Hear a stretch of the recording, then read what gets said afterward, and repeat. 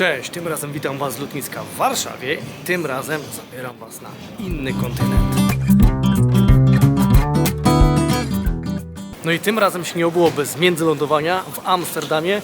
Tutaj około 5 godzin czekania, a następnie 9 godzin lotu do Kenii.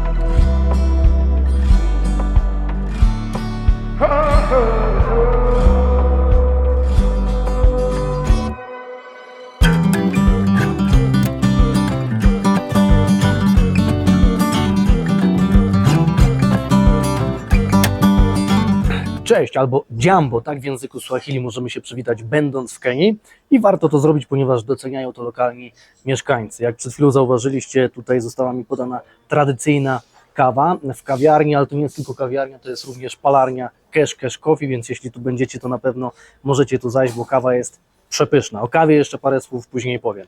Jestem właśnie w Nairobi, stolicy Kenii, tu gdzie za chwilę odbędzie się trzecia runda kalendarza WRC, w okolicy, nie tylko w Nairobi. I tym samym zapraszam Was na pierwszą z 3 części filmu tutaj z Kenii. Pierwsza część to będzie takie wprowadzenie trochę o historii powstania Kenii i późniejszej jej stolicy, czyli Nairobi, ale od razu mogę też powiedzieć, że w pozostałych częściach drugiej i trzeciej zdecydowanie będzie więcej takich treści około turystycznych, podróżniczych, a mniej samego rajdu, ponieważ Kenia to jest naprawdę bardzo wyjątkowy kraj pod wieloma względami. Jeżeli chodzi o położenie, klimat, faunę, florę, bardzo bogata i niezwykle różnorodna też historia powstania tego kraju. Dlatego zdecydowałem się na taką zmianę, no ale wierzę, że Wam też ten pomysł się spodoba. No i nie można zacząć inaczej jak od historii, ale spokojnie zrobię to w konkretach, oczywiście chronologicznie, tak jak to było na lekcjach historii w szkole. To cofnijmy się na chwilę do pierwszej połowy drugiego tysiąclecia naszej ery. Dla uproszczenia są to lata 1001-1500, bo już wtedy w dzisiejszej Kenii istniały największe miasta, jakie istnieją do tej pory, czyli Mombasa, Pate, Lamu, czy na przykład też Malindi. Nairobi jeszcze nie było, do Nairobi długa droga, a po niektórych zostały już tylko ruiny, ale niekiedy są to bardzo malownicze ruiny, jak w przypadku na przykład miasteczka Gedi. Miasteczko Gedi jest położone pomiędzy Mombasą a Malindi. No i przychodzi rok 1498, kiedy pojawiają się tutaj Portugalczycy. Płynęli oni pod wodzą, tak jest, Vasco da Gamy do Indii, ale postanowili sobie zrobić na wybrzeżu Afryki Wschodniej przystanek, przerwę, dokładnie w mieście Malindi.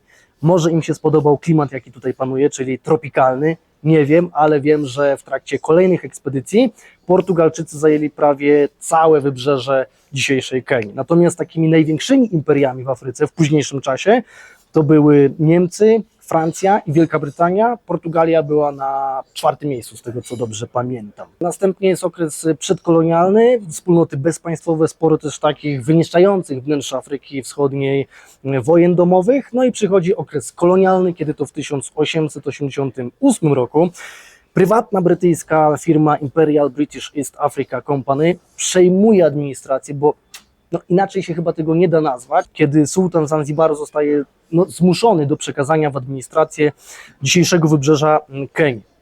Następnie po 7 latach, w 1895 roku, powstaje brytyjski protektorat Afryki Wschodniej. Tak gwoli wyjaśnienia, ponieważ sam kiedyś nie wiedziałem, co oznacza słowo protektorat. Jest to forma zależności państwa słabszego, protegowanego od państwa silniejszego, protegującego. No i w tym czasie Brytyjczycy budują tutaj m.in. linię kolejową z Mombasy do Jeziora Wiktorii.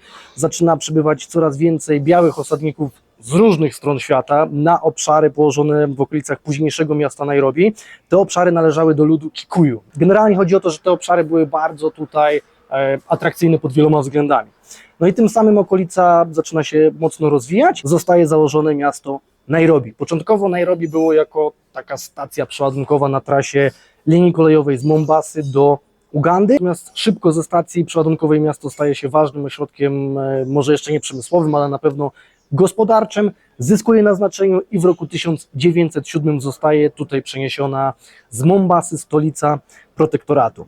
I następnie w roku 1920 formalnie protektorat Afryki Wschodniej został przekształcony w Kenię, a niepodległość Kenia ogłosiła ponad 40 lat później, dokładnie 12 grudnia 1963 roku. I takim hasłem firmowym, tak to można nazwać, ówczesnego prezydenta, pierwszego prezydenta Jomo Kenyaty, jego nazwiskiem również nazwano port lotniczy, było hasło w języku ludu Kikuyu, Harambe, i to znaczy wszyscy za jednego.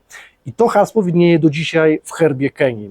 Tym herbem jest tarcza strzeżona przez 2 lwy. I przy okazji może od razu wyjaśnię znaczenie flagi kenijskiej, a dokładnie jej kolorów. Są to czarny, czerwony i zielony. I czarny oznacza kolor skóry mieszkańców, czerwony oznacza krew przelaną w walce o wolność, a kolor zielony oznacza bujną wegetację. I jeszcze po środku flagi znajduje się tarcza masajska z 2 takimi skrzyżowanymi włóczniami i to ma przypominać o obowiązku obrony niepodległości. No i to by było, słuchajcie, na tyle, jeżeli chodzi o historię, więc widzicie, jak szybko i jaki kawał historii. Oczywiście ja nie jestem historykiem, ale starałem się wybrać te najważniejsze, kluczowe momenty i daty, które przyczyniły się do powstania państwa Kenii i późniejszej jej stolicy Nairobi. A jeśli kogoś zainteresował jakiś wątek, na przykład ludu Kikuyu, albo nie wiem, Portugalczyków czy Brytyjczyków, to już odsyłam do albo literatury, albo do internetu, gdzie nie brakuje bardziej obszernych, mniej obszernych artykułów w języku polskim, angielskim, więc każdy znajdzie coś dla siebie. To co, jeszcze może kilka takich podstawowych informacji o Kenii. To jest to demokratyczna republika prezydencka, mieszka tutaj około 55 milionów mieszkańców. Obszar Kenii wynosi 582 tysiące km². Dla porównania powierzchnia Polski wynosi ponad 322 tysiące km², dokładnie chyba 322 500. Językiem urzędowym jest język Swahili, a drugim jest język angielski. Obowiązująca waluta to jest szyling kenijski, natomiast też możemy płacić w dolarach amerykańskich, ale nie wszędzie. Jeżeli chodzi o klimat, jaki tutaj panuje, to jest to klimat tropikalny, aczkolwiek taka ciekawostka, ponieważ na szczycie najwyższej góry w Kenii, która się nazywa tak samo, Kenia, jest to 2. najwyższa góra tutaj w Afryce. Pierwszą jest oczywiście Kilimandżaro, które mierzy 5895 metrów nad poziomem morza, a góra Kenia mierzy 5199 metrów nad poziomem morza i możemy spokojnie tam ubrać na szczycie tej góry profesjonalny strój alpinistyczny, ponieważ tam w górnych partiach występują liczne lodowce, pomimo tego, że góra leży niemalże na równiku. To taka geograficzna ciekawostka. Kenia słynie oczywiście z ogromnej ilości dzikich zwierząt i oby było tak jak najdłużej, z Wielką Piątką Afryki na czele, w skład której wchodzą słoń, lew, bawół, nosorożec i lampart. Jeszcze taka ciekawostka, w roku 2019 wprowadzono tutaj karę śmierci za kłusownictwo. Jeżeli chodzi o roślinność, na której się nie znam aż tak bardzo, albo nawet w ogóle, to występuje tu chyba cały atlas, no nie, cały nie, ale na pewno połowa atlasu roślin tutaj występuje. Dominującą religią tutaj w Kenii jest chrześcijaństwo, w kolejności katolicy, protestanci, anglikanie, a na drugim miejscu jest islam. Kenia jest również najbardziej zróżnicowanym etnicznie krajem w Afryce. Mówi się tutaj aż w 50 różnych językach. Jeżeli chodzi o kuchnię, to z tego co wyczytałem, ale też rozmawiałem wczoraj z panią w hotelu w recepcji, to w Kenii nie ma takich typowych potraw, które możemy zaliczyć do jednej wspólnej, takiej tradycyjnej narodowej kuchni. Tutaj każde z plemion przygotowuje swoje charakterystyczne danie, natomiast w dużej mierze dieta Kenijczyków jest oparta na ugali. To jest taka nasza polska owsianka, z tym, że tutaj podaje się ją z różnymi mięsnymi sosami.